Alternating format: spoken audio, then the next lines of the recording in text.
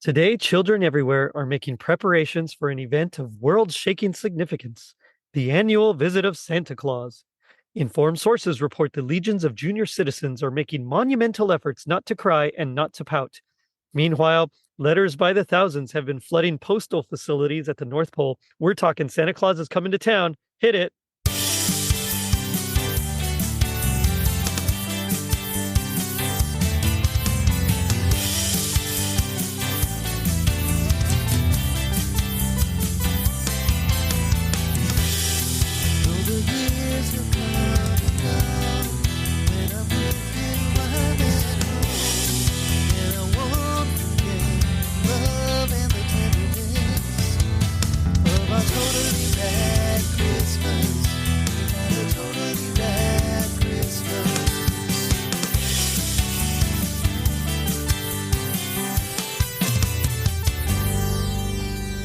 It was the 1980s.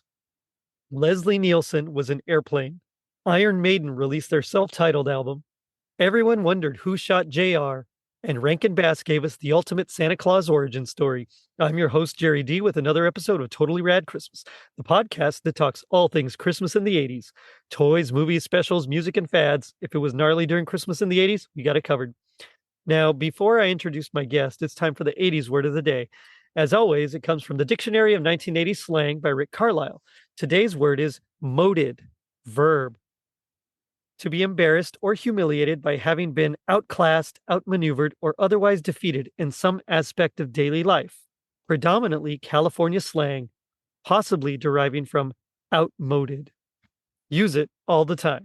Now, joining me is a Totally Rad Christmas All-Star and Ratty winner. He's been on so many times, he's practically my co-host from Tis the Podcast. It's the angry elf himself, Anthony Caruso. Anthony, what's happening, man? Glad to be back, Jerry. It has. I feel like it's been a while, even though I don't think it has been. I don't think it has been either. We did the Munsters and we did Macy's, and so I don't think it has been. But yeah, it does feel like a long time. But it's I'm doing good. It's November. We're right in the midst of Christmas season. Yeah. I'm not fully decorated, but my tree is up, and that's the most important thing. So I'm staring at that right now. Right on. That's cool. Unfortunately, I'm in a very strict no tree until Thanksgiving household. So, it's okay because I get my Christmas fill at work. But, I do kind of miss a little bit. Everybody's like, my tree's up. It's awesome. Oh, well.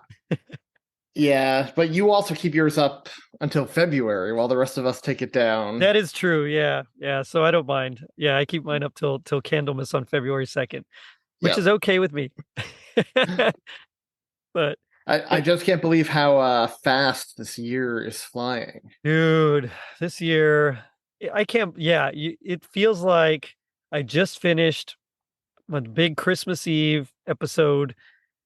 And now all of a sudden, it's November of the next year. We had Christmas podcast day. We got through Halloween. Thanksgiving is had come and gone, and it's exciting, but also, it's like, okay, you can slow down a little bit. I don't mind. You know what I mean? Like the holiday. I'm afraid the season's just gonna fly by, and I don't want it to. It's definitely going to, especially because there's so much new Christmas content this year. Yeah. There's that. I mean, peek behind the curtain. We're recording November 9th, but this week that Will Ferrell, Ryan Reynolds Christmas Carol comes out, Spirited. Right. Mm-hmm. Next week, the first 2 episodes of the Santa Claus and A Christmas Story Christmas drop. Right. We have Violent Night dropping in December, which I can't wait for. I'm so excited about that one. That's like Santa Claus who just wants to get through his delivery, but then has to John McClane it. Heck yeah. if he does not have some riff on the line, like come to the Christmas party, if he's not sneaking through that house, deliver the gifts. I'm gonna be really Well, it's cool. He uses his teleportation and stuff so strategically, It's really neat. It's almost like, There's you that know, really cool shot in the trailer where the guy goes to stab him and he holds out his bag and like the magic in the bag, he stabs out a gift or something. It's pretty yeah. cool. Oh, I'm so down for it. I'm ready. I have a feeling I it's gonna be one of my favorite Christmas movies. oh, me too. Me too. And we already have you down to guest whenever that one eventually hits digital for us to Oh, all yes. do. Yes, please. And you'll be on our show sooner rather than later too, Very soon. covering Yep. Guardians of the Galaxy holiday special. Oh, another one I'm excited for. Okay, as long as they make a Life Day reference, I'll be happy. It's James Gunn, you know they will. I'm expecting two things from him, and I Mhm. think I'm confident in getting both. Life Day reference, and he loves those. Star Lord loves those '80s bops. We are going to get Christmas in Hollis in that movie, in that Probably. special. Yeah, probably. I wouldn't doubt it at all. And Um, I'm down for it. Let's throw it all in. Although I think I was talking Kevin to Bacon. Julia. We were laughing like, it's clear that the special focuses on Drax and Mantis. I guess it Right. couldn't really I guess they didn't have the money to get Chris Pratt for the whole 45 minutes. I mean, it's just a special. It's not like a movie. So I mean, dude's busy. Guardians of the Galaxy, Mario, Mario. Garfield. Oh man. Garfield is one I don't get. Well, I mean, I I don't get get Mario either, Garfield but more than Mario because I can see him sounding more like Garfield than Mario. hmm. But I don't get either. He's reached the point for me where it's like, he's becoming a little used a little too much. Like, let's back off Chris Pratt a little bit. Yeah. Yeah, he's the Harley Quinn of Whoa, I know, whoa. I threw that in on purpose.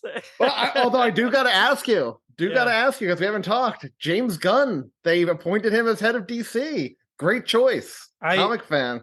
Yes, so he will get a lot of deep cuts, which I'm very excited for. My only concern, and I don't think it'll happen because of his respect for the comic lore in general, but my only concern is that he's going to turn everything into like that Guardians Guardians jokey. Suicide, Squad kind of comedy. I do. So I thought about that too, but I think because he is also a director, he understands that other directors like to have their style. So Hmm. I don't like, I think he will definitely guide the story and Right. like help shape, okay, this is what should happen in the movie. But I don't think he's going to be like, yeah, make Batman make a, whatever sex joke here or whatever. You never know. But no, I But agree. I don't think he'll interfere that much. I think he's gonna just kind of steer the ship a little bit, which is what But when they DC needs right announced it, now. I was like, "Holy crap! What a good choice!" Because that Yeah. guy loves his comic lore. Yeah, he does. I mean, like I said, deep cuts. Some And like Peacemaker Weasel. was Come great. on. Peacemaker was really good. Yeah. And obviously Guardians, the guy's a good director. So I'm excited. The only thing I'm nervous about is not nervous about, but I keep like people are excited about on social media, Reddit and Twitter. And whenever I see Yeah. people post about it, I'm like, I'm very excited too. But remember, we're getting 4 DC movies next year, none of which he had involvement with. So Right. like, you just have to get through this next year, and then it's going to be his reign. I just want to see the Flash, darn it. Michael Keaton, Batman. Let's do this. Oh my I gosh, know. I yeah. know. I'm at the point. I think I saw somebody tweet out like, "I'll believe the Flash is actually a movie when I'm sitting in theaters opening night because they pushed that movie. They've delayed that movie and pushed it back so many times. Like, I don't believe it's actually happening at this point." And even then, I'm not sure I'll believe it till the movie's actually over. You Yeah, know? yeah. Oh man, but speaking of comic books, we're here to talk the ultimate Santa Claus origin story. And this is one that I think would fit in very well in like that 60s era Stan Lee, Jack Kirby kind of comic book. Like if you were to tell me this was in like Tales of Suspense or Journey into Mystery, one of those kind of Tales to Astonish, I'd like legit 100% believe you because it is right there in that like Marvel method of writing. I see that, but I also get the Richard Donner, Spengler brothers, Superman the movie aspects here too. I could see that as well. Yeah. Yeah. And that's why I think this one really appeals because it is very much a comic book origin almost. If you think about it, it's like a superhero origin. Yeah. I just before you get too far off the origin, yeah, right from the bat with him being abandoned as a baby and not having his family. Very Superman right away. The funny thing is, like the Salkinds, famous producers, they did Superman, they Santa did Claus the movie. Santa Claus the movie. They were looking for another hero they could cash in on without having to pay royalties, so they did Santa Claus the movie. This fits like right in that style. So yeah, I get what you're saying about Superman the movie as well. How I, that movie never got a sequel, by the way, Santa Claus the movie, I will never oh man. understand. Yeah, well, I mean, I will understand, but I'll always be bitter over it. Let's put it that yeah, way. no, I'm with you.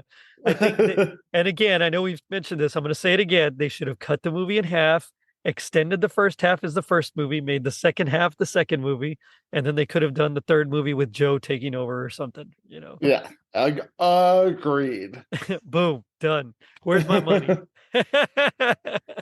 I'll take that big sack full of money now. Oh man. But yeah, I love this one. This is Rankin Bass. This is our childhood here. I remember watching this growing up every year. Well, hello there. My name's Special Delivery Kluger, SD for short. Oh, I've got lots of letters for Santa today. And every year they're the same. Some ask for toys, but a lot ask questions. Like you take this one. I bet one of you wrote it. Dear Santa, why do you wear a red suit? Uh-huh. I thought so. And this one. My turn. Dear Santa, why do you come down the chimney when I'm asleep? How about these? Why do you have whiskers? Why do you live at the North Pole? Why do you leave presents and Why do you always come on Why is your Christmas sleigh Eve? full Why by some reindeer? people call you Chris Tingle? Why? Why? Now hold on. I can answer all your questions because I know everything about Santa. This is one of the ones that, along with Rudolph and Frosty, if I missed it, it did not feel like Christmas at all. What about you? Like, what do you remember about this one here? Same. And I know a lot of people will go to Rudolph as their favorite Rankin Bass, but this one has always been mine. And I think as I grow older, I've come to think it might be because it plays so much like a comic book movie or feels so much like a comic book origin story. And I've Right. always been into, again, Marvel, DC, Batman, Superman, everything like that. And Right.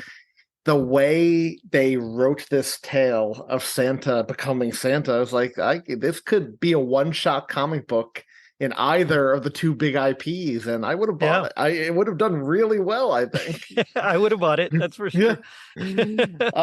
But yeah, this one, I don't remember a time without it. Like you said, this Rudolph Frosty, and I'll throw the Year Without a Santa Claus in there too. If I missed any of those, or the Grinch or the Peanuts, those are the big six for me. Grinch and Peanuts for sure, yeah. If I missed any of those growing up, I was upset. If I miss any of those now, I get upset. Still, it doesn't feel like Christmas. Yeah. Yep. You're like, something's missing. And then you realize, oh, I didn't get a chance to sit down, and watch this thing that I watched like every year since I was little. Yeah. So, yeah, that's only happened a couple of times. And it was mostly when I was in college that I didn't get a chance to see him. Now, was that because you went through that phase of, I'm too cool for this. Like, I want to be cool. Did you ever go through that phase? Because I know a lot of people go through that phase at some point. Like, oh, comics, I'm too cool for this. No, I never went through comics I'm too cool for. There were some things I did. This one I never did. I've always been into Christmas. I've always loved these. You know me, I'm big into tradition. So it's like, this is part of our tradition. We have to do it. No, it was more like I had a girlfriend at the time and I would just spend time with her. And then next thing I know, it's like, that was tonight, because back then they showed it once and like, that was it, Yeah. It's not like now. Oh, it's on demand. Oh, it's on YouTube. Oh, I own it in five different exactly. mediums. Exactly. Yeah. Completely different. But we're talking about it not only because I grew up with it in the 80s, it was on every single year, but especially because in 1989, it actually was released on VHS for the first time. So 1989, great year. Batman, the movie, Anthony Bourne, Ghostbusters 2. Christmas Vacation. Oh, That was a good so year good. for movies. That It was really a good was year a good year for movies. Yeah. movies. Yeah, I'm down for that year. So yeah, so this is Rankin Bass. Of course, we've talked with Rick Goldschmidt. You and I have been on the show with him a couple of times. And so I have his book here, The Making of Santa Claus is Coming to Town. Again, it's hard to see because of my virtual background. There we go. Nice. If I put it in front of my face, you can see it. So I'll be referencing a couple of things here and there, but I want to give a big shout out to Rick. If you can go get the book, go get the book. It's available at miserbrothers.com. That's miserbros.com. I think you can even buy it on like Amazon and things like that. But anyway, And he'll do a little illustration in it. and he will. Yeah, he actually for me, he drew Burgermeister Meisterburger, which has got to be one of the best villain names of all time. One of the best villains of all time. I agree. Yeah. Yeah. Oh man. Yeah. But let's just jump right into this. I want to talk special, but also like how this fits into like the standard comic book tropes, like everything about it. Because one thing that used to kind of confuse me when I was little was like, I always thought Santa Claus was magic. Like, how come he doesn't really use magic? And I guess if I had to think about it, it's because the Winter Warlock kind of uses his magic. Yeah. Yeah, the But- Winter Warlock kind of teaches him, right, over the course of the years. That's would be my guess. He kind of has to show him how, especially as he's getting older. He doesn't do any cloning like Palpatine to extend his life. He doesn't the create last of the Burgermeisters.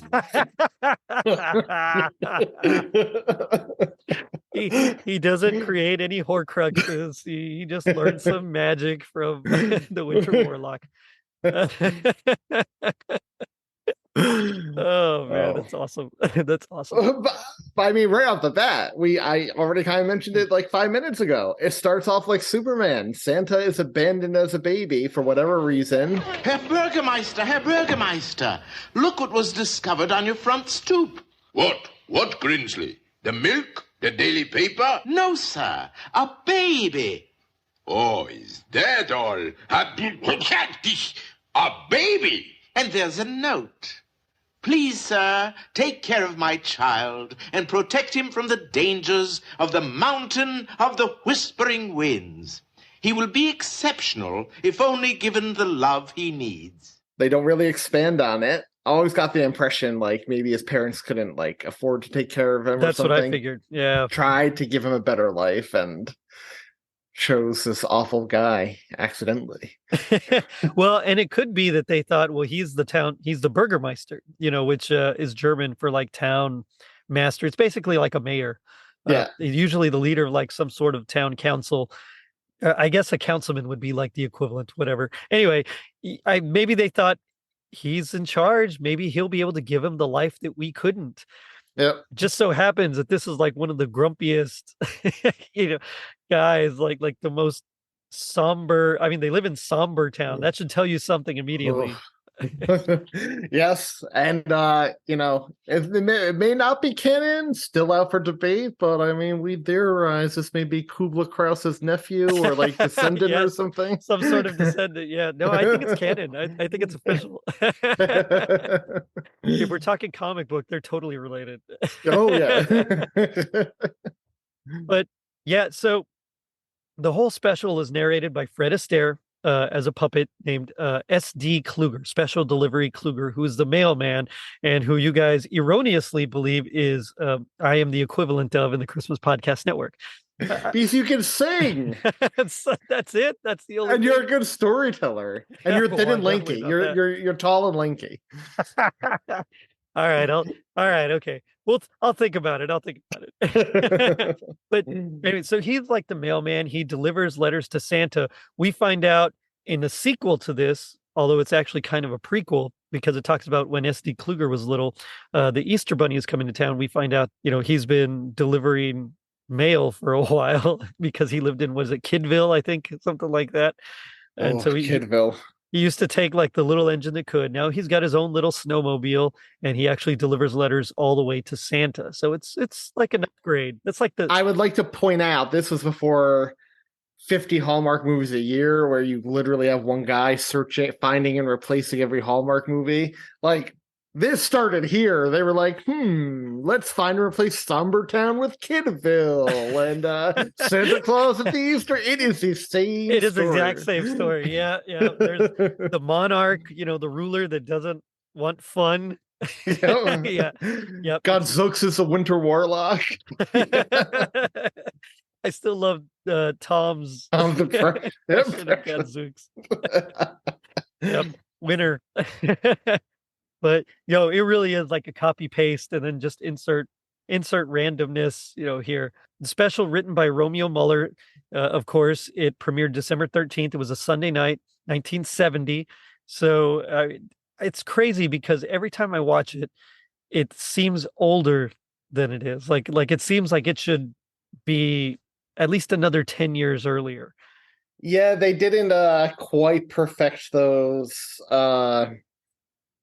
stop motion effects like they do with later specials. It does feel older, but man, it does. Mentioning that, don't you miss those? Even in the 80s and 90s, they had them. The Sunday night movie of the week, CBS or ABC used to do. Yeah, I miss those days.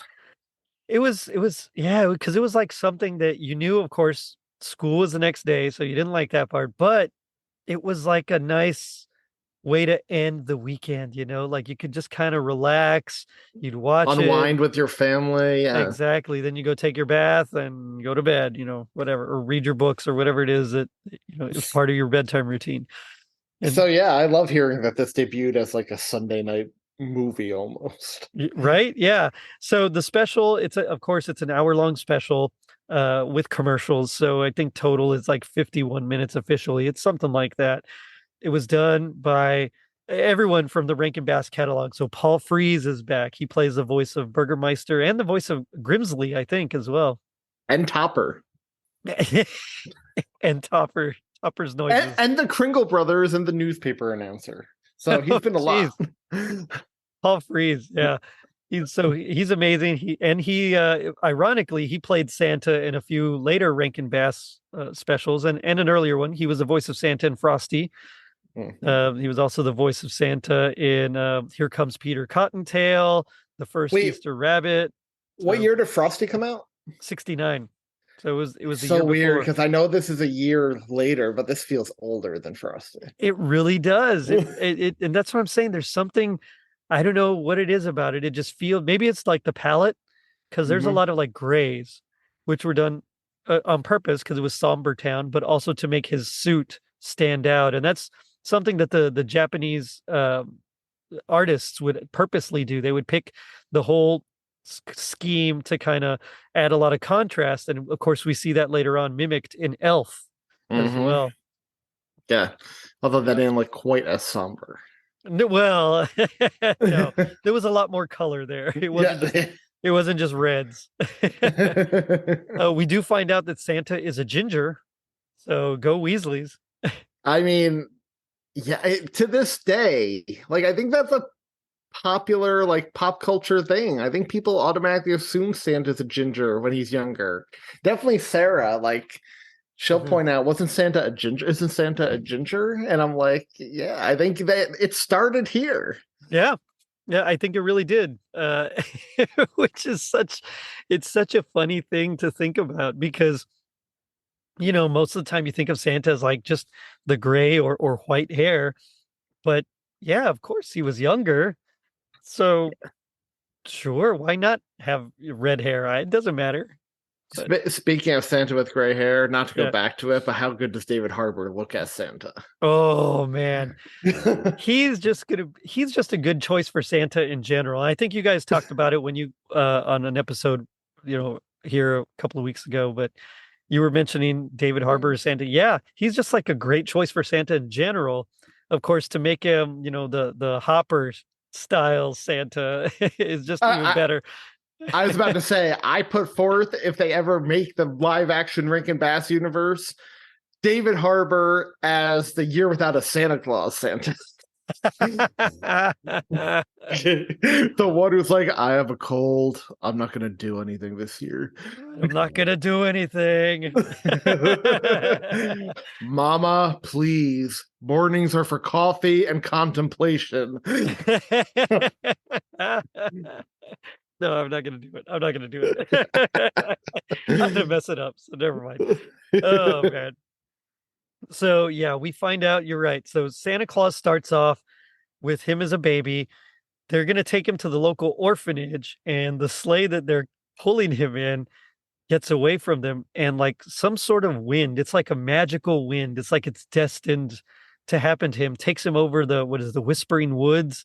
And it's almost like Lady Boreal interfered there with her magic. Oh, I love that. I love that. Yes, that totally happened. I love it. Canon. That's canon now. It's canon. She was influencing events because she knew Santa would be needed to fight Winterbolt one day. So Santa, she had Rudolph. I bet it was her that got, the Frosty, that's Christmas wind, or what is it, the Christmas snow, the first Christmas snow, the hat. She's the one that blew it off, blew it onto his head. Oh man, yeah, that. We're the Kevin Feige and James Gunn of the Rankin Bass universe. I'll take it. Hey, I'll take it. I will too. So, okay, yeah. So, he's found by the Kringle elves, and there's like a million of these. Well, Bingle first, and before he's found by them, he is blown into the woods of the Winter Warlock, and the animals kind of. They kind of like rescue him to the Kringles, yeah. Right. And this is where I always thought, like I've said, Winter Warlock was kind of like Sauron to Winterbolt's Morgoth, Yeah, 100%. Yeah. So he's like the one terrorizing. Of course, in this particular case, he gets redemption. Spoiler alert, if you haven't seen it. But if you've seen it by now, 42 years later, or 52 years later, whatever, geez. That's a long time. You've been living under a rock, my friends. Oh my gosh, 52 years. That's crazy. Yeah, this was only 10 years older than I am, but like it feels like it feels like it's a lot older than you. Yeah, exactly. Yeah. So, okay. All right. So he's blown there. They raise him as their own, and he starts learning their ways, learns how to make toys. He learns how to Well, he learned how to make toys, which they literally just pile in a corner, throw in a quarter. Making toys. Yeah, they do nothing with them. They were the toy makers to the king. Somehow, when I guess Burgermeister took over, or I don't know if it was him or one of his ancestors, but when someone took over and they like expelled them essentially. And then the Winter Warlocks showed up, and they can't even get over the mountains. Exactly. So another obstacle. And so literally all they know how to do is make toys. So they're just kind of sitting around making toys, throwing them out the window and landing in a huge pile.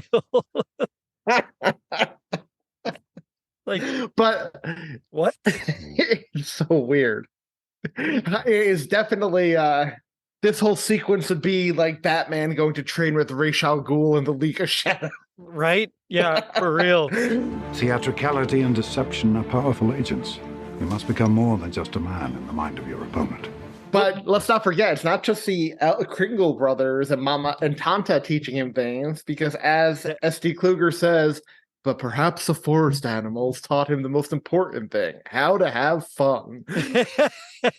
See, and this is where I always pictured him as kind of like Daredevil, like training with stick. His senses are heightened because he can laugh now, and he can. He slides. Oh, what was it? I forget. He climbs like a squirrel. He climbs like a squirrel. My favorite though is the seal. The seals had to teach him to laugh. He didn't know how to laugh. Oh. Oh, just the way the way he does it is so.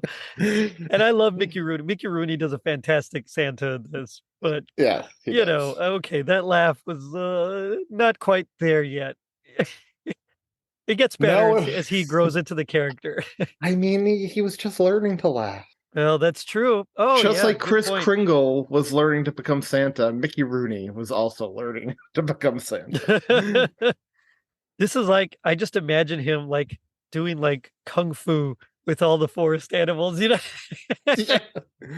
I imagine it like the Karate Kid: wax on, wax off, sweep the leg. like the Kringle brothers teaching him some ridiculous thing that he could then apply to making toys. You have to climb like a squirrel because then you can grab things a lot faster and assemble the train. I don't know. Oh man.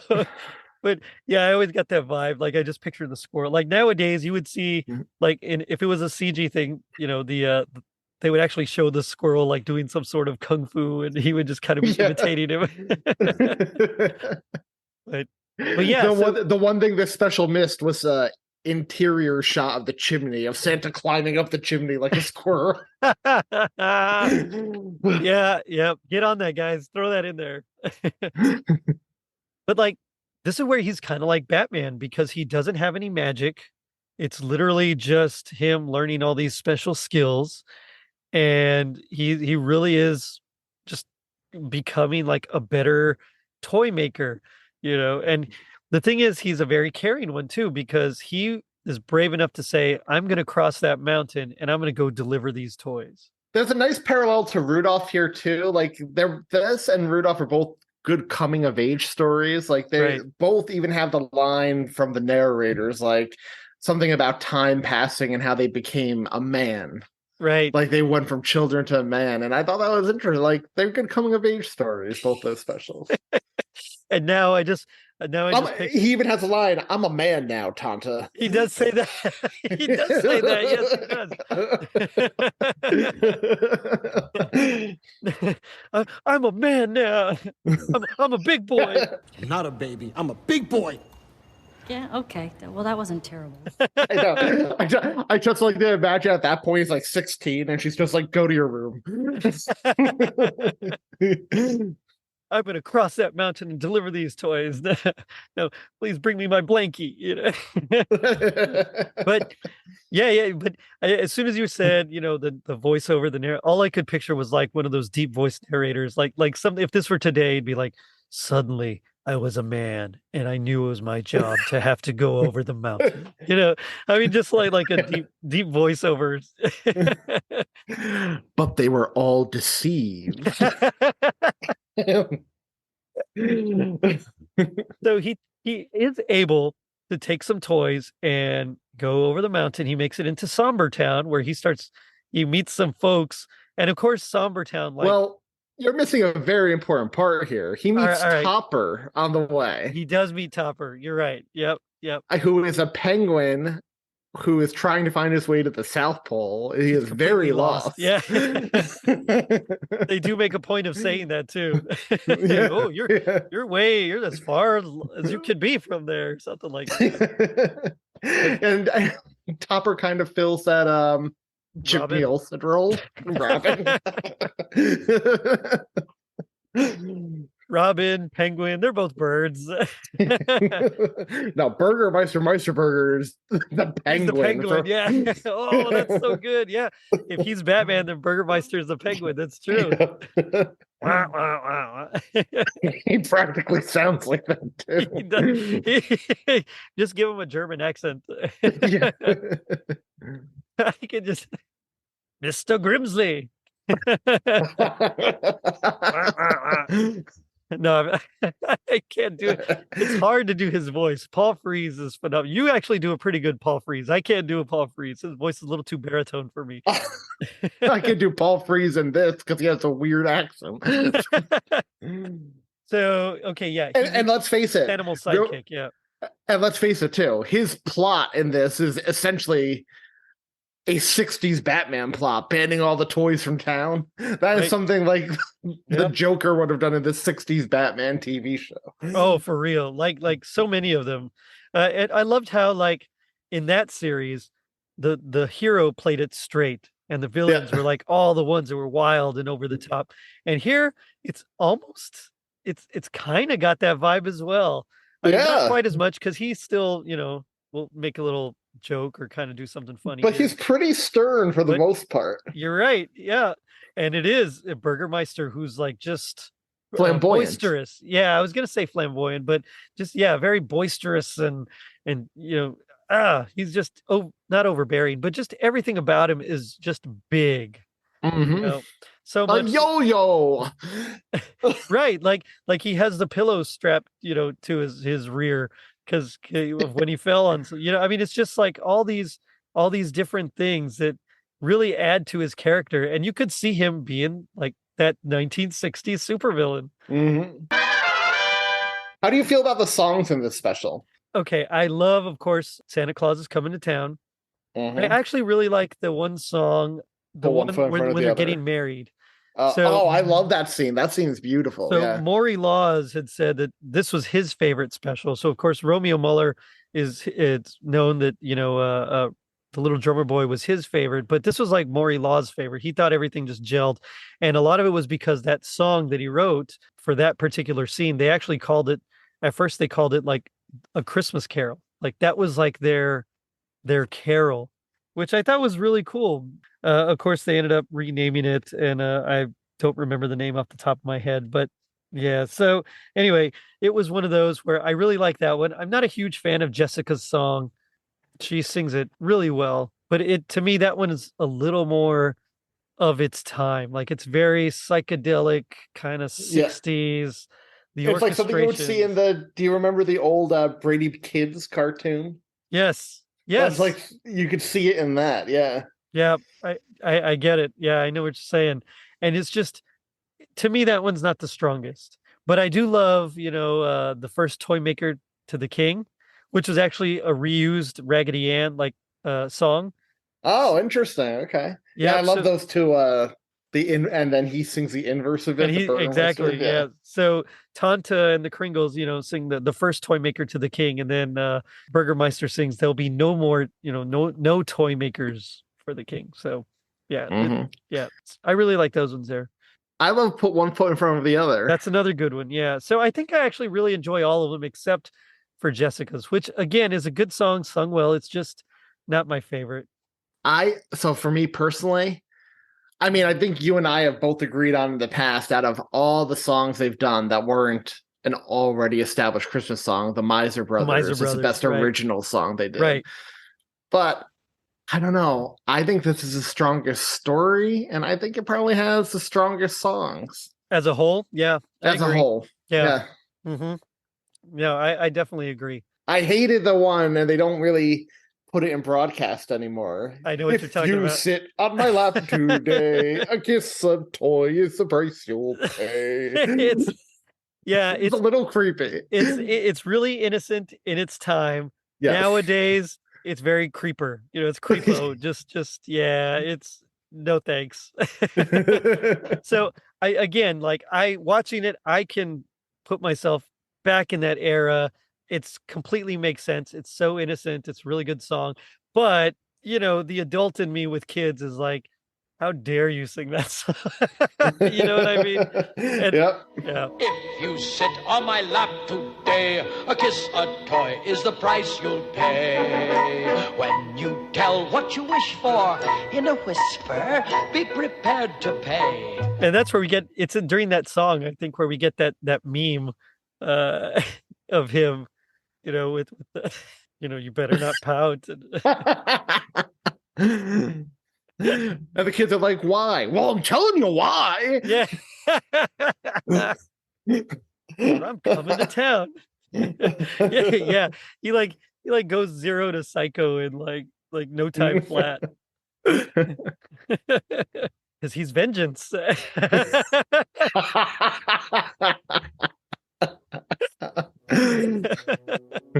I mean, he is literally Batman later on when he escapes the Burgermeister's goons, and the Burgermeisters were calling out he's jumping over rooftops and everything. Because he learned how to jump. Yeah, I mean, like literally at this point, he doesn't have magic. It's just his will and his good skills. heart. And his good heart. Yep. Which is so he's totally Batman. No wonder you like this the best.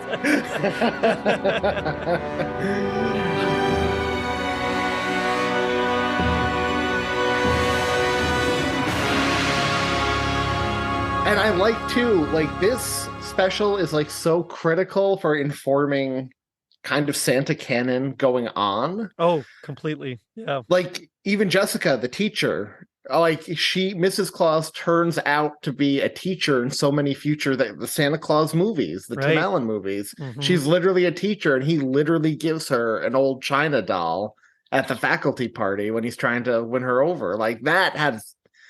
They've never said, but that is 100% taken from this. It has to be, right? I mean, it has to be. Yeah.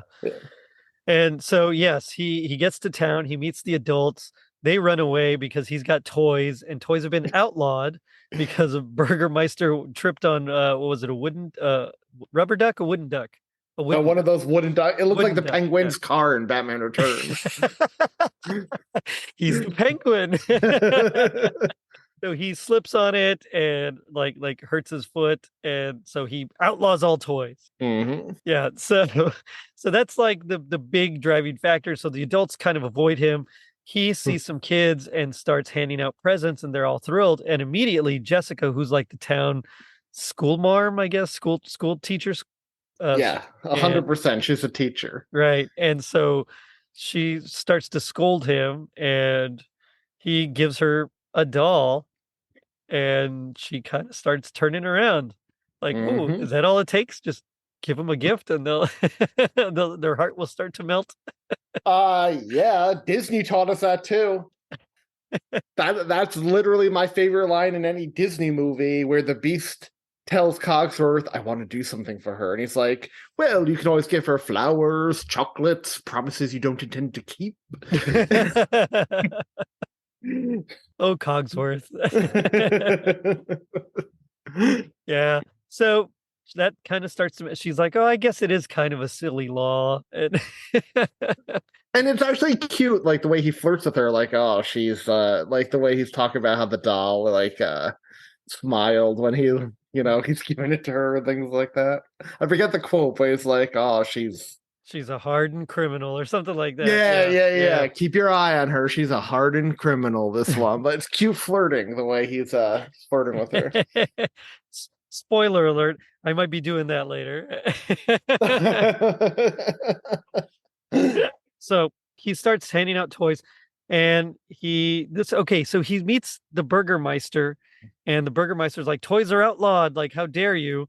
And so he gives him a yo-yo, and he's like, oh, I love yo-yos. And he starts playing with it until Grimsley like reminds him, oh, by the way, you're breaking your own law, dude. And this is where the Burgermeister orders him captured with Topper, and they make him run for it. And it's like, he leaps like a deer and climbs like a squirrel. Oh man, it's so good. So this is where, if we were going to compare him to Marvel, this is where Burgermeister would be like Thanos, and Grimsley would be like Mephisto in the Infinity, saga, in the comic books there, where Mephisto's kind of like his underling, secretly has like a plan to manipulate him and get him to do it, Yeah. Sir, you seem to be breaking your own law. But yeah, so now I wish they had him come back when he's an old man to confront Burgermeister again, and Burgermeister could have been like, I don't even know who you are.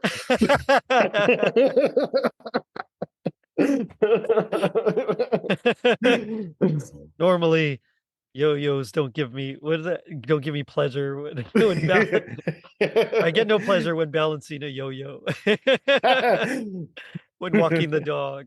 But this does make me smile.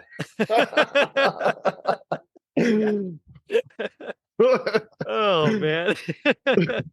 So he runs away, and this is where, as they're heading back to the Kringle's house, they run into the Winter Warlock, who captures them. And I do love, because the animators do something really cool with the way he's like all mean and kind of gnarled, and is just And he has very like the grizzled and sharp, like shark's teeth almost. Yeah. yeah, his features are very pronounced. And as his heart is melted when Chris gives him Chris being Santa, Chris Kringle, when Chris gives him like the little toy train, all of a sudden like his features soften, his eyes are no longer like just the beady, really pointy eyes. It's everything's just much softer. And I don't know if you've ever watched Adventure Time on Cartoon Network. No, I never Have you have. seen No. it? But there is a character, it's like the Ice King or whatever, looks exactly like evil Winter Warlock. Like they had to have based him on that design. Like, so again, this had a legacy in inspiring other projects. Well, and it kind of, do you remember the game that Tom Hanks was playing in Big, that computer game? No. Oh yeah, so in the beginning he's playing this computer game. He's trying to win. He loses because his mom's like pestering him to go take out the trash, and so he doesn't get to type in the command fast enough. But the wizard, that ice wizard there, also kind of looks like him. So yeah, there's definitely something about the way he's dressed, the way his features are, just everything that really makes him stand out. And he has a legacy. You're right. Yeah. Yeah. So, but anyway, so he gives him the train, it melts his icy heart, and he kind of loses his magic, it seems. Although he does later on get it back. Again, spoilers, but not only does he lose his magic, he's like loses who he is. He's like, I don't even know how to be good. And then they have that awesome then put one foot in front of the other in song. front of another, which is such a catchy song. And it's probably one of the most iconic images from the special, like Chris and the Warlock, like marching over through the woods. Yep. And you're right. That's like one that you see quite a lot in freeze frame. The stills. They'll capture those stills and put them up. And that's one of the ornaments Hallmark released. They don't put as many Santa Claus is Coming to Town ornaments out as Rudolph or Frosty, but a few years ago they had one or two, and it wasn't the Warlock and Santa marching. It was I think Warlock it was him and Topper. Yeah. Yep. We have that one. We also have the one where he's young, just holding his train. Yep. That's another one. You're right. There's not a lot. It's usually Rudolph and Frosty, and nowadays, the last 4 or 5 years, it's been the Miser Brothers as well. Oh yeah. Mm-hmm. Oh yeah. But I wouldn't mind seeing some of the others. Aaron from the Little Drummer Boy. I'd totally snatch that up. Rick, if you're listening, Nestor. Nestor, yes, for real, just all these I love to have on my tree. Yep. So, but anyway, so he kind of befriends the Winter Warlock, and they go back to get some more toys and kind of plan their next trip. I do like how like their eyes, like the eyelids they would make out of like leather, little pieces of leather.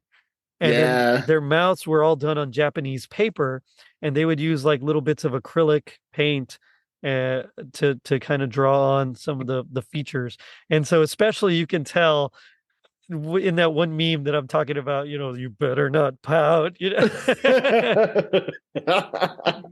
can definitely tell. And so that's how they would like animate the mouths, which I thought was really cool. One of the things I loved about these early specials, and it's most prominent in Rudolph and Santa Claus is Going to Town, is the buggy eyes. Whenever one of them has their mind blown and their eyes just go, whoa! They're like Cookie Monster eyes after that. Yeah. So, because he melts his heart with Winter, because the Winter Warlock now just says just to call him Winter, because everyone's so polite in this. Mr. Warlock, Winter, please. Winter, please. Yeah, I like that. And anyway, so he gives him like a crystal snowball, right? Like a magical crystal snowball, something like that, doesn't he? It's like he literally rolls a snowball and teaches him how he can use it to watch kids, essentially. That's- I don't know how to phrase that better. Never No, say that again. Don't say that. A way for Santa to figure out if to see kids when they're sleeping and know when they're awake and know if they've been bad or good. There's no way to out of the song to phrase that in a good way. Yeah. Oh no. Yes, he uses it as surveillance, reconnaissance. No, that still sounds Big Brother's bad. watching. Brother Eye to keep up our comic book. The Brother Eye. Let's call it a crystal ball. It's like a crystal ball. He's like a seer almost in all these right magical stuff. It's like a Palantir to keep up with to keep up with the Tolkien imagery. Yeah, He gives him a Palantir because it's Sauron. Of course he has one. But so Burgermeister is like, all right, this guy Chris is bad news. He wears funny clothes. What is he? He even says, "You are a nonconformist and a rebel." Yes. So, oh man. So they like lock all the doors, lock all the windows, and so Chris, that's how he uses his climbing skills. I'd like to think that Rankin and Bass or Muller and all of them were trying to say something about the times when people were a little weirded out by the hippies, like, oh, those rebels. Well, and there is that like whole underlying message where like Burgermeister and his regime kind of represent almost Nazi Germany. Yeah. And of course, Chris has a very much an American accent, it's like, the Allies. So there's kind of that a little bit of a vibe as well. Mm-hmm. So not only is he Batman, he's Captain America. He learned parkour. Parkour. He could do this. I wouldn't even say he's Captain America. He's Batroc the Leaper. Oh, there you go. He could do this all day. So anyway, but Chris decides to climb in through the chimneys. Yeah, we didn't actually finish the phrase, but yeah, because Burgermeister considers him a rebel. He's like, lock all the doors, lock all the windows. He's not getting into anyone's house to leave toys. And so he goes in through the chimney, and in order to hide all these toys, because every time he brings more toys, the authorities search the houses, find them, and destroy them. And so he starts to hide them in stockings, the stockings that they would hang because they would have to wash their stockings in this town. It's like the kids were measured by like how many chores they do and like how just by the book and productive, I guess, they are. And so I was like, there's nothing. He says, so he has a line like, there's nothing here but stockings hanging by the fire.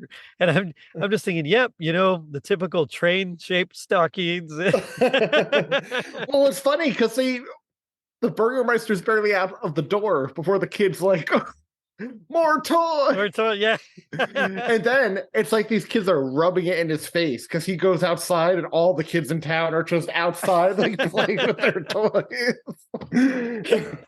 Take that, Burgermeister. So he decides to set a trap for Chris and go ahead. Isn't this where they cut out a scene for airings where he burns all the toys? They consider he does. Yeah, he burns the toys. Yep. And so he sets a trap for Chris, and Jessica kind of overhears, and she goes to warn him, but she's too late. And because they've arrested the Kringles and the Whirlock. They're intercepted and arrested, and so he basically he's coming down through the chimney, and they're like, "Ha!" And he's like, "Hey, you don't have me. What are you talking about? I'm just going to climb back up." No. It was not that calm. He was like, "Not me." Stop! You are under arrest.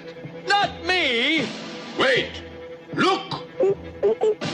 What can I do?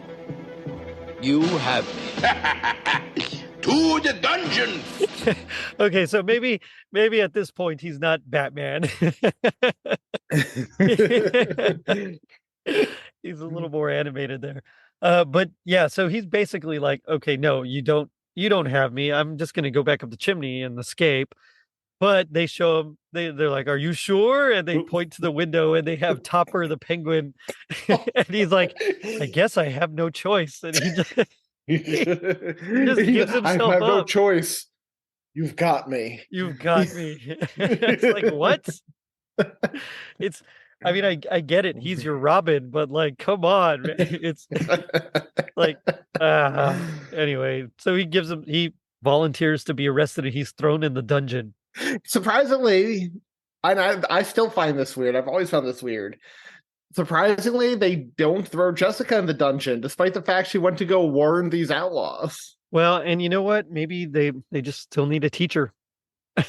Yeah, true. Maybe she's the only teacher in town. He's like, then I got to find somebody. And then by the time they move here, and we got to break them in with all the rules. I mean, I don't know. But yeah, so she's still free. She ends up like going to the Winter Warlock and like visiting him basically, and is like, "Don't you have any magic?" And he starts like taking stuff out of his coat. Because he wasn't searched and seized when they locked him up. Nope. They just like, "All right, you're good. Just get in there with all your stuff." He's got like a magic wand that's broken. He's got like this candle stubs. I think he even says like 100 candle stubs or something. And a few bits of corn feed that make all they could do is make reindeer fly. Yep, magic feed corn. And so she gets the magic feed corn that can make reindeer fly. And then I like this bit where they're like Dasher and Dancer, Prancer and Vixen, Comin and Cupid, Donner and Blitzen, and then the little girl's like, and don't forget. Oh yeah, nope. And you just see beep. And the guy's like, no, wrong story. He's like, no, we're not talking about that story. Oh man. But so they escape with the reindeer's help. This is where he's like, okay, so all these wanted posters are up. I need a disguise. And so he grows an Amish beard. Yeah. Oh my god. Which is in that same style of like Twist the Night Twas the Night Before Christmas. Yes. I mean, for all their continuity problems, at the same time, they have some. They do have good some callbacks. Yep. This always drove me crazy as a kid. I was like, grow a mustache, man. Yeah. Amish beards, man. They freak me out still. Same here. Yeah. No thanks for me. But anyway, so he's also realizes not only do I need a disguise, I need a new name. And so he matches Malone's himself, and he decides he uses his birth name. It's like the tag from that he was given when he was a baby and left on the step, and it said Claus. And so he's like, Claus. And why did he choose Santa? You tell me. Is that because it means goodness or something like that? Yeah. It's like I don't remember the exact line. That's why I had you tell me. But you should not use your Kringle name. It's dangerous. Not call myself Kringle. What other name would suit me? There is one. You were wearing this when we found you as a baby. See what it says? Claus. Claus? Your real name. You must use it now. I knew it. That's where he got his name from. Mm-hmm. And it was that name he asked Jessica to share. Yeah, because then they do the whole thing. He's very good, isn't he? Yes, he is. Oh man. Okay, that was one thing that I loved when I was a kid, and nowadays it does drive me a little crazy. You know, all the kids, oh, that's why he goes down chimneys. Does it only drive you crazy because you have to answer all those million questions yourself? Pretty much. Yep, that's exactly right. Yeah. Well, I like how they even have the whole thing. Why does he do this? Why? And it's just a chorus of all the kids asking why at the beginning. Yep. You could tell a parent wrote this story.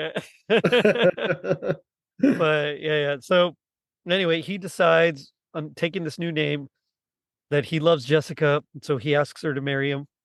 And it's like out in the woods, they decorate the trees. It's like the first Christmas trees.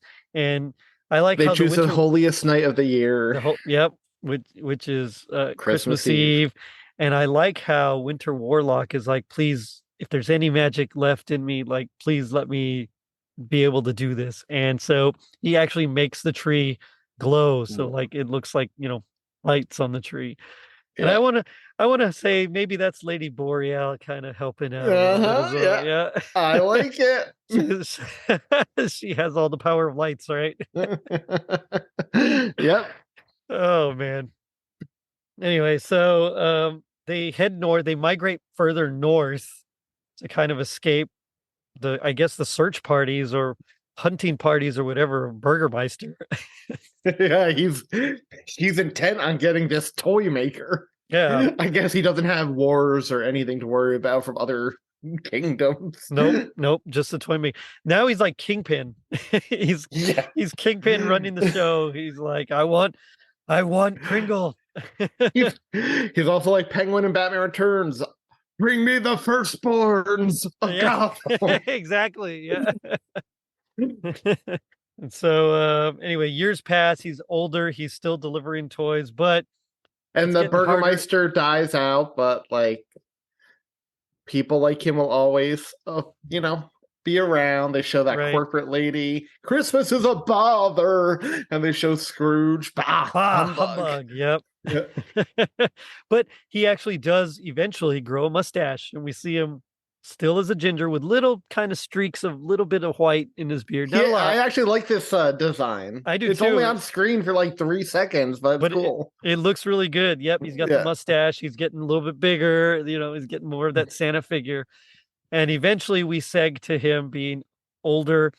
And I want to say something about this model because I love this model of Santa. I do too. And they only use it in this special. They redesigned him for all the other specials. Yeah. But like I love the puffy, squinty eyes and like just how I don't know, he just looks so good here. Like he looks so old and cheery. And maybe that's why they couldn't use him for future specials, because Santa's a little grumpier and sadder. I mean, but well, and I know what he was saying. I didn't even say who he was. Well, Paul Coker, the designer, was saying that he would draw these because Romeo would add a lot of description in his scripts, and so he would draw them.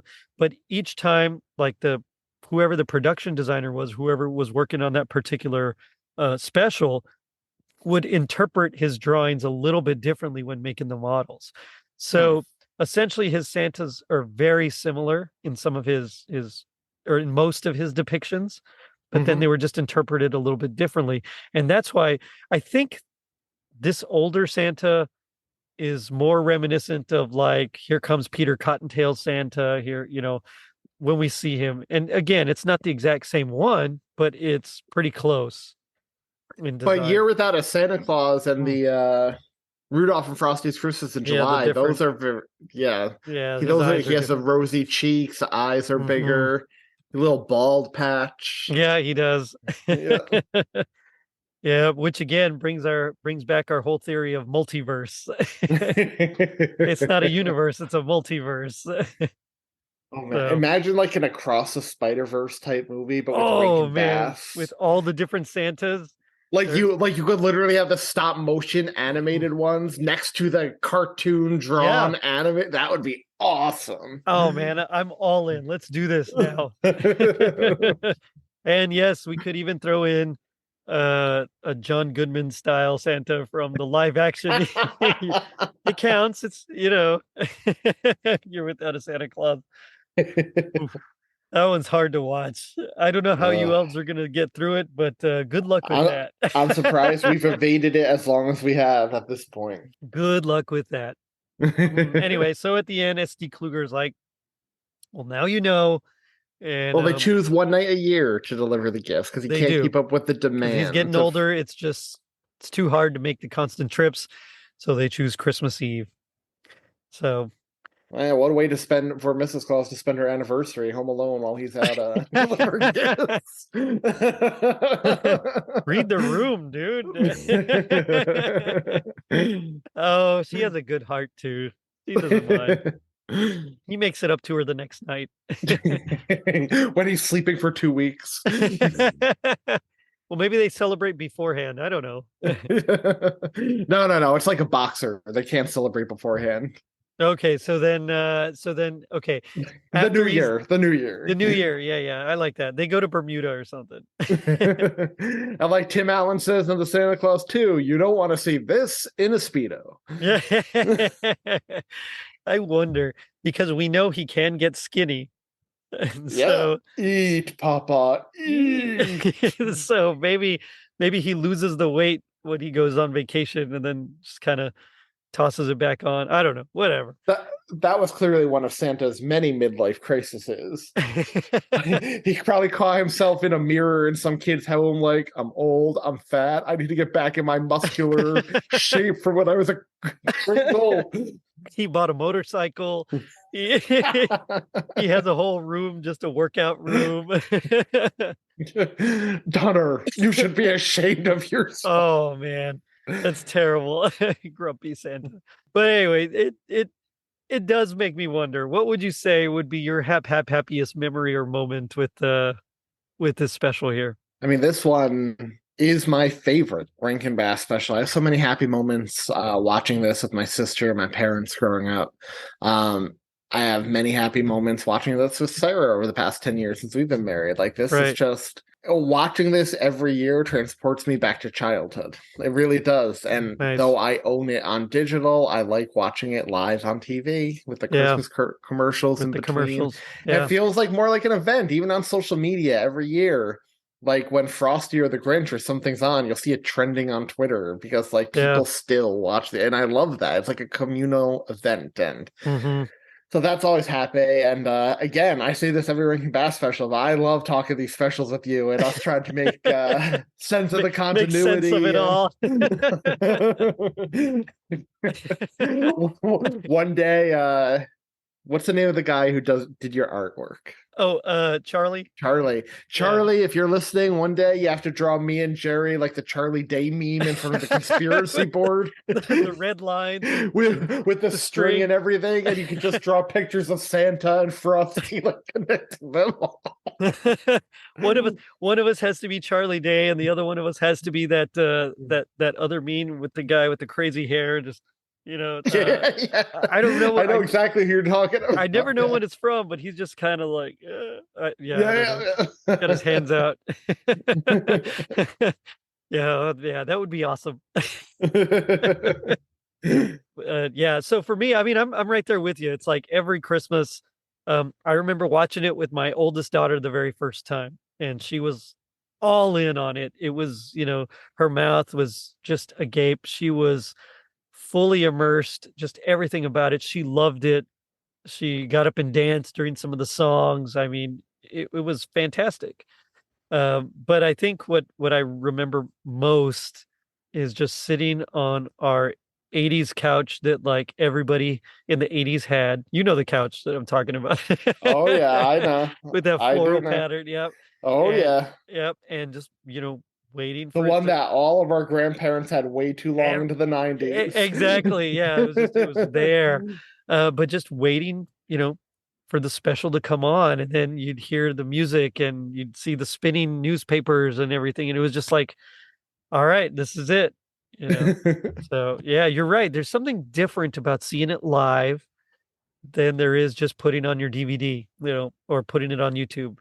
There's like go ahead. Yeah, sorry. No, go ahead. Oh, I was just gonna say there's like an energy that's not there. It's like there's almost a suspense that's building, and that's just kind of missing when you just toss it in anytime you want. Yeah. And I've said before, and I will say again, like, not that I ever do want to see these remade, right? But if they were ever to remake this one or adapt it for live action, like theatrical, I think this would be, out of all of them, the easiest one to do because it is the strongest story. It has the elements of a comic book superhero origin. It's all there. I think it can make that transition very easily if they ever chose to. Which we very touched on earlier, but at the end, when Santa's getting ready to go on his ride, the Winter Warlock does come up and say, I've used my magic I'll make sure that it snows. So somehow he's able to get his magic back. I don't know if maybe he goes to train with Lady Boreal and get his mojo back, or or what. He goes to train with his cousin Snow Miser, or Oh, maybe it's that. Yeah, it could goes be. to visit Father Winter, or I don't know. All these different snow creatures. He's he's like Doctor Strange studying with the ancient one. Oh my god, that's how they must depict the Cloud City with Father Winter. It's like Camartage. yeah, just with all the snow creatures. And then in Jack Frost, you get all the Easter eggs. Like you could see the evil Winter Warlock and Snow Miser in the background. I like that. Yeah. But yeah, so he does get his magic back. So presumably he's able to help Santa, because now Santa's not just delivering to one town, but to the entire world. So somehow I imagine he taught him how to use magic as well. Time. Oh, Father Time. So maybe he studied with Father Time as well. I don't know. I don't know. So many possibilities. I know. Yeah. I'm still so excited to see David Harbour like teleport when someone's about to hit him, Seasons beatings. It's gonna be so good. I can't wait. So good. But now we come to my favorite part of the show. And this is hard, but this is a little segment I like to call Gag Me with the Spoon. So this is where we do our best impression of our least favorite part of the episode. Not necessarily something we hate, because we love the special, but sometimes there's a line or two that are just not quite up to snuff. And so we're going to do our best impression of those. So again, as the guest, I'm going to let you go first. Just kind of set up the scene for us. I do have a least favorite part of the special. And again, I don't hate it, but this part goes on maybe a few seconds too long, and it just annoys me a little bit as I get older. Mm-hmm. And it's when the Kringle brothers find baby Chris on their doorstep. Yep. And they all go out. There are like 4 of them, like Dingle, Zingle, Wingle, Tingle, Bingle. And they go out and they're like, wiggle my ears and tickle my toes. Me thinks I see a baby's nose. It's more than a nose. There's a whole baby attached to it. Better call my brothers. Wingle, Bingle, Tingle, Zingle. What is it, Dingle? It's a baby, Zingle. A baby what, Wingle? A baby Tingle. I like babies, Bingle. Our baby's the best baby of them all, Wingle. Man. Yes, it does go on very long. I agree. Okay, so mine, and that's actually one that I was going to use. So I have a backup, so it's okay. Let's see. I just gotta put it here. Okay, so this is where the narrator is kind of talking. It's close to the beginning. They're talking about the that Santa was a baby, and the little girl, sorry, but it is a little annoying. This little girl's like, you mean Santa was once a baby? It's like, of course, kid. Everyone's a baby before they grow up. I mean, I'll say this. At least they clearly cast real kids to ask those questions. They did, yeah. And in fact, they even cast a real kid as young Santa. He was like the son of one of the casting directors. Oh, okay. Yeah, and so it was like him and his brother, and they were like voices as well. Of course, they went to little girls, but they were voices of some of the children in the special. And I was like, that's cool. I like when they do that. Like, that's very Charlie Brown, and it seems to work. And it adds authenticity to it. Agreed. But it does make me wonder, G.I. Joe taught us that knowing is half the battle. What would you say is the other half? The other half of the battle is realizing we're all human. We all make mistakes, but don't worry. Santa will forgive you in the end, because he checks his list. He makes a list. He checks it twice. And in the end, he determines, quote, well, I guess they're all pretty nice. And he will bring you a toy regardless. Shucks. No, it's definitely better than mine. I just thought if knowing's half the battle, the other half is getting trained by woodland animals. Man, I want that life. Right? Like, show me how to do these things. I want to climb like a squirrel. Was it leap like a leap like a deer? Oh, Sorry, that was that was bad. Oh, that was good. how different would the Santa mythology be if Winter Warlock only had feed that made the seals fly or the squirrels fly? Well, I mean, we get to see a little bit of that in the year without, not year in Frosty Rudolph and Frosty's Christmas in July, where we get with the Winterbolt's snakes. rain snakes. Yeah. So, rain seals.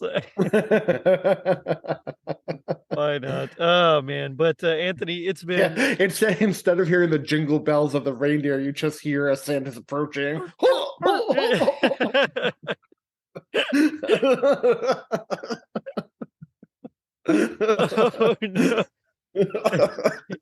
His laugh. Why does Santa bark like a dog? Seal, not a dog. But Anthony, it's been a blast talking with you about this, but tell me about your show. What do you got coming up? So Tis the Podcast. We are the podcast that's determined to keep the Christmas spirit alive 365 days per year. I co-host it with Tom and Julia. Every Monday, wherever you find podcasts, you'll find a new episode which we cover a different movie, TV special, etc. Christmas movie, Christmas TV special. And we have a stacked Christmas season coming up. We have, I think, Guardians of the Galaxy will drop the first episode in December. We recorded at the end of November, I believe. So it either drops end of November, beginning of December. We have Spirited, that Will Ferrell, Ryan Reynolds movie. The Santa Clauses will have finished airing, so that might drop like right around Christmas. Netflix has a new animated Christmas Carol coming out, so lots of good stuff. And we just covered Falling for Christmas, which is Lindsay Lohan's Christmas movie on Netflix. We just covered, again, Guardians of the Galaxy Holiday Special. We covered A Christmas Story Christmas. And check out our Thanksgiving episode. I made Tom and Julia watch Thanksgiving. So that was fun. And stay tuned, because Jerry D you just heard him on our Guardians of the Galaxy Holiday Special, and he will be back, I imagine, how quickly things hit digital now, probably in January, February for Violent Night, which clearly we are all very excited for. Oh, I know. It's going to be so good. It's going to be so good. Now imagine Violent Night, but with this Santa. Oh man, he was practically violent in this special. Can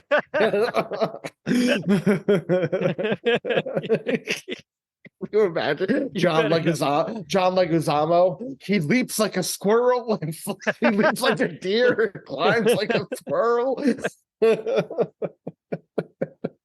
Oh man, I wish I knew John Leguizamo so I could get him to record that line so I could insert it here. Oh man, I know you don't listen to this, but if you do, John Leguizamo, please record that line, that Burgermeister line.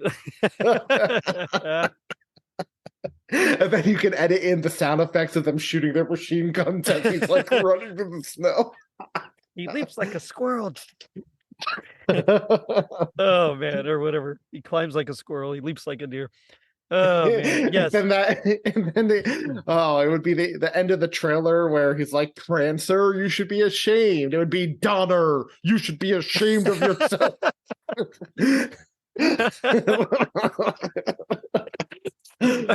Okay, somebody is awesome at editing videos. You have to make the same trailer, but all the dialogue is Rankin Bass dialogue. Oh man, please do that. Would be amazing. That would be awesome. Maybe that'll be maybe I'll do that for like my Christmas Eve episode or something. Do it. just an audio of the trailer, but it's all the dialogue is oh man, that'd be fun. Yeah, good stuff. Oh man, but anyway, yes, go listen to Tis the Podcast. It's an amazing show, of course. These guys are my family. You gotta listen to them. It's just, they're phenomenal. They're fun. They're funny, and they cover great stuff. Although it is a travesty that Home Alone is not in their top 10. So blame Tom and Julia, nor Scrooged. So yeah, that's all I have to say. They may not be in the top 10, but Both are represented on my phone case. Heck yeah, they are. Because that's taste right there. Oh, man. Hear that, Tom and Julia? I have taste. But on that note, I'm going to end it by saying lots of unhappiness? Maybe so. But doesn't Santa take a little bit of that unhappiness away? Doesn't a smile on Christmas morning scratch out a tear cried on a Saturday? Not much, maybe. But what would happen if we all tried to be like Santa and learn to give as only he can give of ourselves, our talents, our love, and our hearts? Maybe we could all learn Santa's beautiful lesson, and maybe there would finally be peace on earth and goodwill toward men. And maybe you could check us out on our social media pages, Facebook and Instagram at Totally Rad Christmas, Twitter at Rad Christmas, or our Facebook group, Totally Rad Christmas Mall and Arcade, where you can make your voice known to us as well. We post anything and everything 80s or Christmas related. And if you're feeling like Chris and Jessica getting married, leave us a review on iTunes. It helps us reach more people and spread some rad holiday cheer. Now, don't forget to check out our merch shop on tpublic.com and our super dope website, totallyradchristmas.com, courtesy of Tis the Podcast Elf, Tom Crow. And remember, behave yourselves because Santa can still look into his magic snowball and see just what you're up to. Later, dudes. Share the magic of America's best-loved holiday tales this Christmas season. The classics that have warmed the hearts of generations are waiting for you on video cassette from Family Home Entertainment. Okay, Rudolph, full power! Like the timeless Christmas treat, Rudolph the Red-Nosed Reindeer, with very merry music by Burl Ives. Then, it's everybody's favorite tale of Frosty the Snowman, filled with the songs of the wonderful Jimmy Durante. You better watch out, you better not cry, you better not cry. And the great Fred Astaire sings up a storm in Santa Claus is Coming to Town, also starring the voice of Mickey Rooney. There's more Yuletide magic with the Little Drummer Boy, voiced by Greer Garson, Jose Ferrer, and featuring the songs of the Vienna Boys Choir. Rudolph the Red-Nosed Reindeer, Frosty the Snowman, Santa Claus is Coming to Town, and the Little Drummer Boy. Video classics for you to take home and treasure this holiday season from Family Home Entertainment.